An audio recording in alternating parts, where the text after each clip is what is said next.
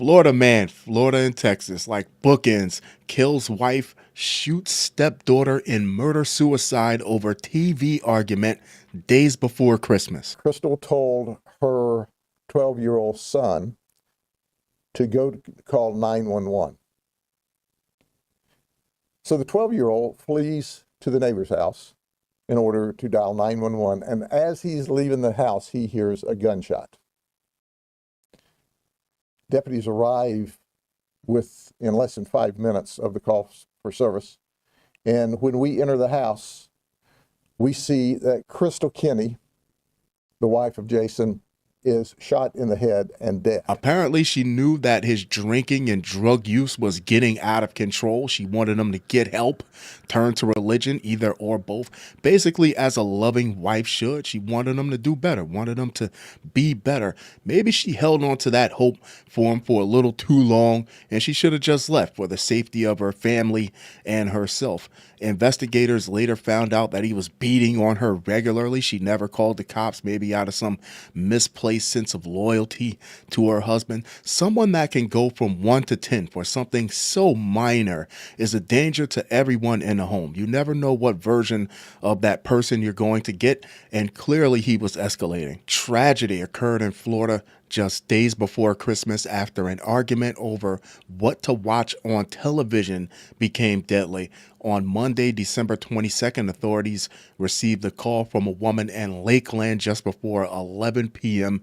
explaining that her 12-year-old neighbor ran over and asked her to dial 911, according to a press release from the Polk County Sheriff's Office. Grady Judd, Jason Kenney, 47, had been watching football and was drinking before shooting his wife, Crystal Kenney, and 13-year-old stepdaughter, Sheriff Grady Judd said during a press conference held the following day. Sometime toward the end of the game, around 11, an argument began when Crystal suggested they watch something else on television, Sheriff Judd said, and the argument got really heated. We found a note that at some time in the past Crystal wrote, and it was open, where she told Jason, you know, you're drinking, you're using cocaine again. This is not the way the family should be.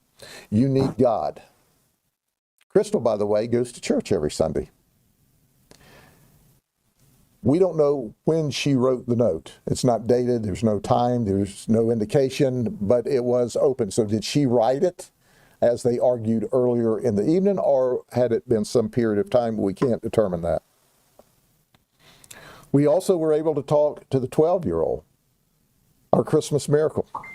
She said, I begged him, don't shoot me, don't shoot me, don't shoot me, and he shot me anyway. It's mentally and emotionally draining to live in a house with someone, and every time you make a suggestion or even speak your mind, the potential is there for a big argument, especially after he's been drinking, because if he could do this over supposedly what to watch on TV, it had nothing to do with TV. TV is just a symptom of a bigger problem. Then it was only a matter of time. If it wasn't that, it would have been something else. He was a ticking time bomb. When deputies arrived at the home, they found Crystal dead in the living room with a gunshot wound to her head, the PCSO release said. Crystal's daughter was found in her bedroom with 2 gunshot wounds. The couple's 1-year-old girl, his only biological child in the household, was in her crib unharmed.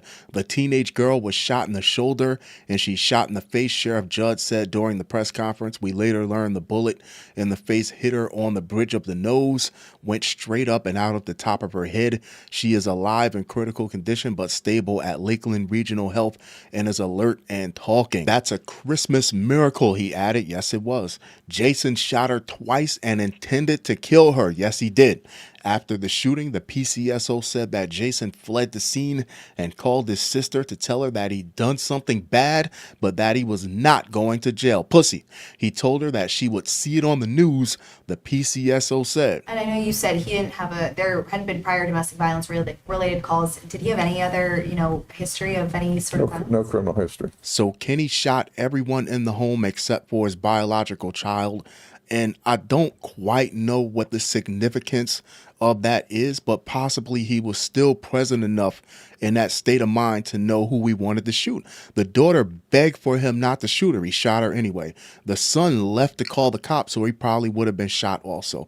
It points to him knowing exactly what he was doing in that moment and not just all blind rage. Beautiful couple. I guess you never really know what someone is going through behind closed doors, behind all the smiles and the social media pictures. Like Grady Judd said, when the deputies walked in and they saw this nice tree all done up with plenty of gifts behind it, you don't know what people are going through under surface level. Jason drove to his deceased father's home, and when deputies arrived, they heard a single gunshot. They found Jason dead from an apparent self-inflicted gunshot wound to the head. Crystal's 12-year-old son was not shot during the incident, the sheriff said. The 3 children are currently with grandparents.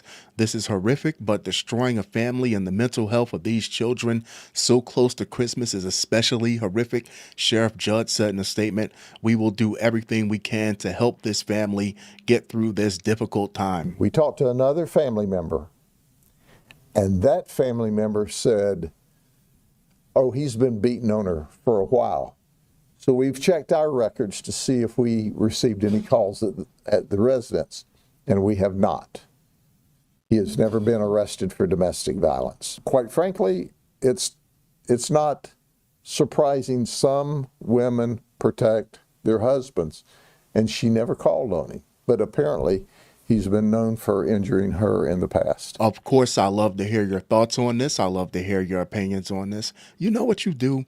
You finish the game at a friend's house. You finish the game in another room. All I'm saying is there were more options than going nuclear, homicidal, then suicidal. Then, like a true coward, didn't want to face the consequences of his actions.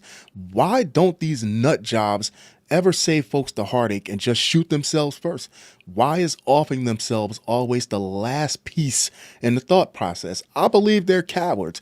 And once the chemicals level back out again, the dopamine, the endorphins, the adrenaline, the cocaine, the alcohol, whatever the hell it is, they can't face law enforcement. They can't face a judge, other family members. Hell, they can't even face themselves.